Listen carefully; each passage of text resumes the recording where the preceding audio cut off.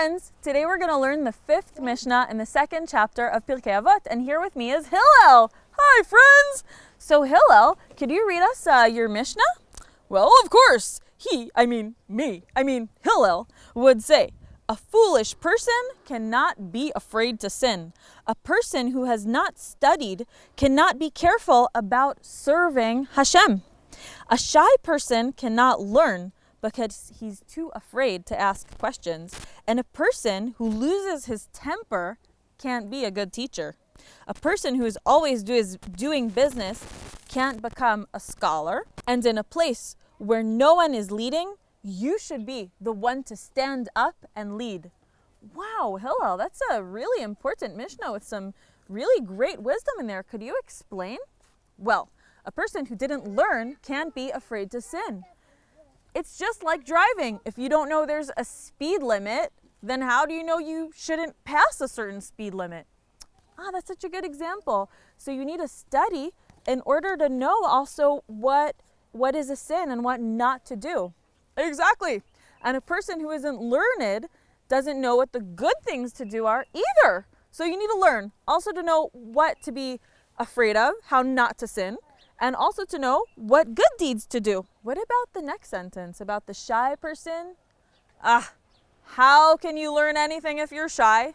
Well, if a person is shy, he won't ask his teacher to explain again if there was something he didn't understand. So in order to be a student, you need to be a little bit brave to raise your hand in class and ask the teacher the question. You sure do. You need a lot of bravery. All your friends in class are looking at you, and the teacher may laugh at you. And that's why I continued my Mishnah to say that not everyone is meant to be a teacher. Because a teacher who laughs at their students and at their students' questions will make their students be afraid of asking another question. So a teacher can't be so strict. He has to be welcoming to his students in order so his students won't be afraid to ask him questions. And if you're always doing business, you have no time to study. So always make sure you have a good balance in your life between work and study, so you can grow in your wisdom. And in a place where there's no one who can lead, what I meant to say, no one who can teach, be the one to teach your friends. But Hillel, what if I'm not qualified to be a teacher? I don't know everything. How can I teach? Do you know the letter Aleph? Do you know the letter Aleph? Aleph, bet, Gimel, Daled, Hey. Vav, Zayin, Chet, Tet, Yud, Kaf, Raf, Sofit, Lamed, Mem, Sofit, Nun, Sofit, Samech, Ayin, Pei, Fei, Sofit, Tzadik, Sofit, Kuf, Re, Sin, Taf, Saf.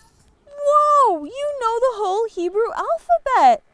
You can teach someone who knows less than you. You don't need to know everything. You may know just one letter more than your friend, and you can help them, you can teach them. Whoa, and who's this? Rabbi Kook, the chief rabbi of Tel Aviv, and then the chief rabbi of Israel and Jerusalem? What are you doing here? Well, I came to tell you how I implied this Mishnah in my own life.